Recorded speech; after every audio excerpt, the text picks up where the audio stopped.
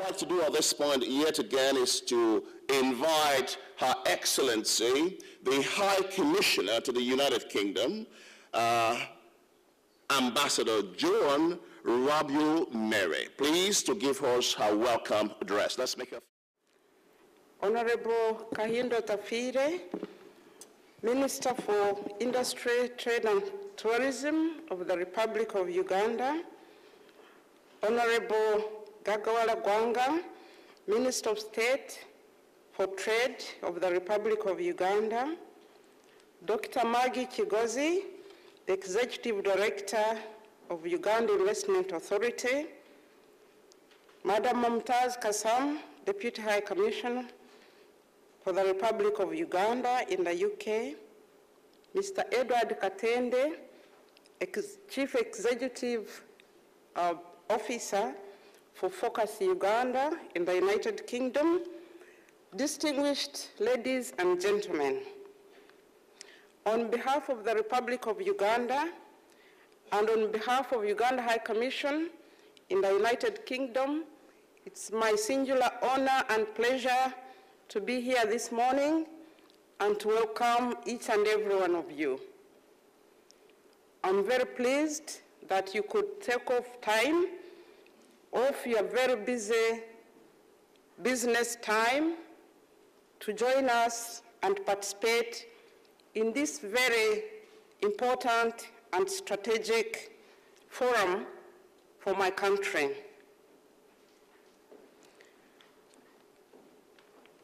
As I present to you our two honorable ministers, I would like you to join me in a welcoming clap, but more importantly, a congratulatory one, because both of them have just successfully returned from an election of our primaries in Uganda.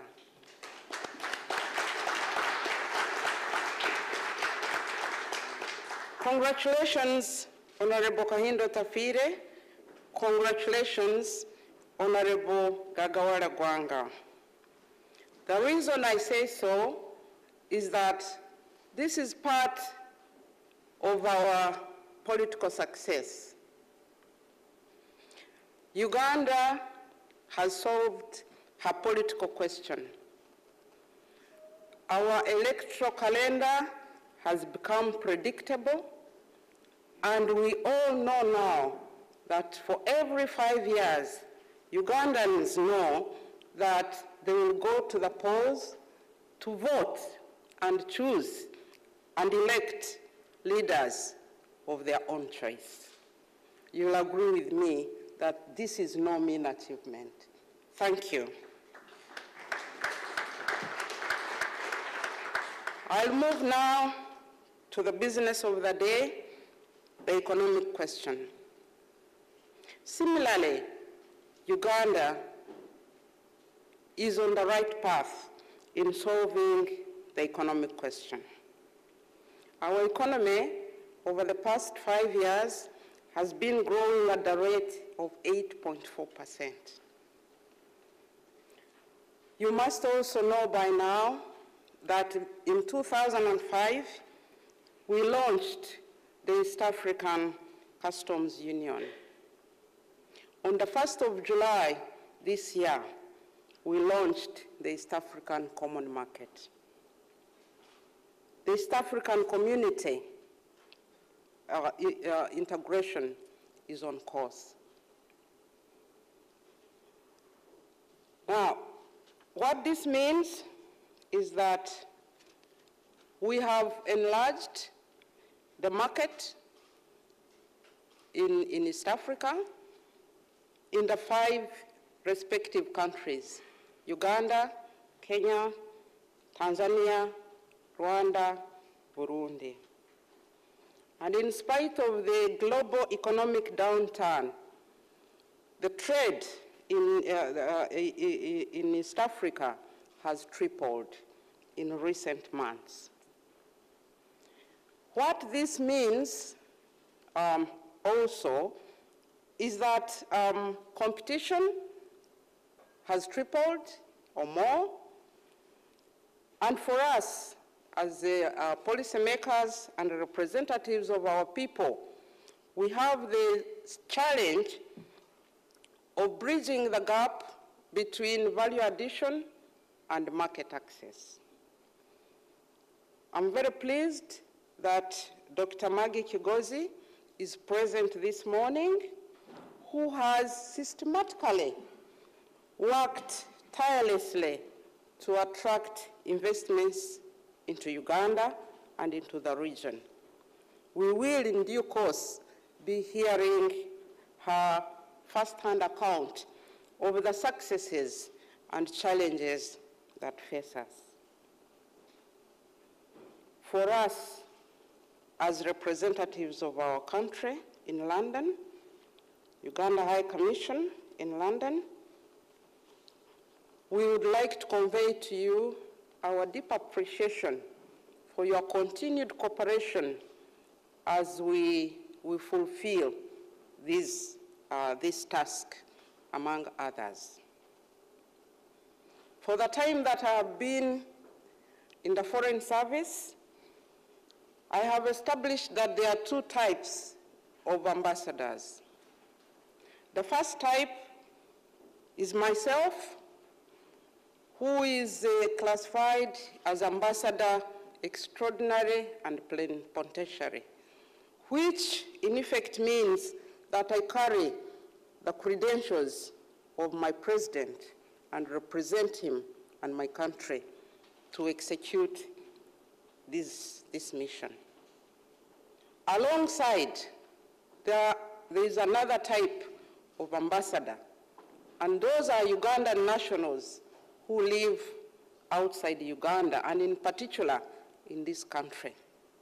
For each and every Ugandan in this country, you have a task to execute these tasks, and within this context, to attract trade, investment, and tourism into Uganda. When we were approached by Mr. Edward Katende a few months ago, and he presented to us his concept of this forum, we welcomed him and encouraged him and offered him our full support for the reasons that I have already stated. Because every time His Excellency the President addresses the Ugandan nationals in this country, he urges them to attract more investors, more trade, more tourism into Uganda. It is for that reason that on behalf of His Excellency the President, I congratulate Mr. Edward Katende and his colleagues of Focus Uganda for this very, very strategic and welcome initiative. Let us clap for Focus on Uganda.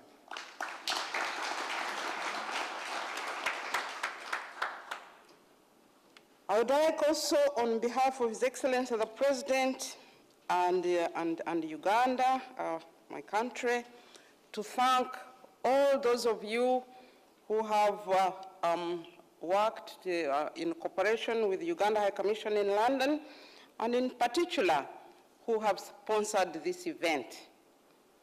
Tallow Oil, who are present here this morning, we'll also be hearing from them their own account on how we're doing business together. Renaissance Capital, and each and every one of you who are here today, who have joined us and who will participate in this forum. We look at Ugandans in this country and you, our friends, as a very, very strategic resource. United Kingdom has been, for many years, our strategic partner. And in terms of revenue earning, Ugandans, United Kingdom, who has the most prolific Ugandan nationals in the diaspora has remained on top 10 of the remittances from abroad. United Kingdom has also remained in the top 10 of our strategic partners in direct foreign investment. I would like, through you, Honorable Sheila Svara, to convey deep appreciation and gratitude to the government and to the ruling Conservative Party. At the AU celebratory reception, we were honored by Honorable Henry Burlington, who made a very, very reassuring speech and informed us that the heads of missions from Africa, that United Kingdom and the Conservative Party were prepared to do business with Africa. And we were very, very reassured because in the initial months of taking office by the Conservative Party, the minister at DFID, Mr. Stephen O'Brien, chose Uganda as his first country of visit. He was born in Tanzania. So in addition to the business of United Kingdom and Uganda, he has affection for our region. It is our duty to exploit that opportunity. During the trooping of the color, after a very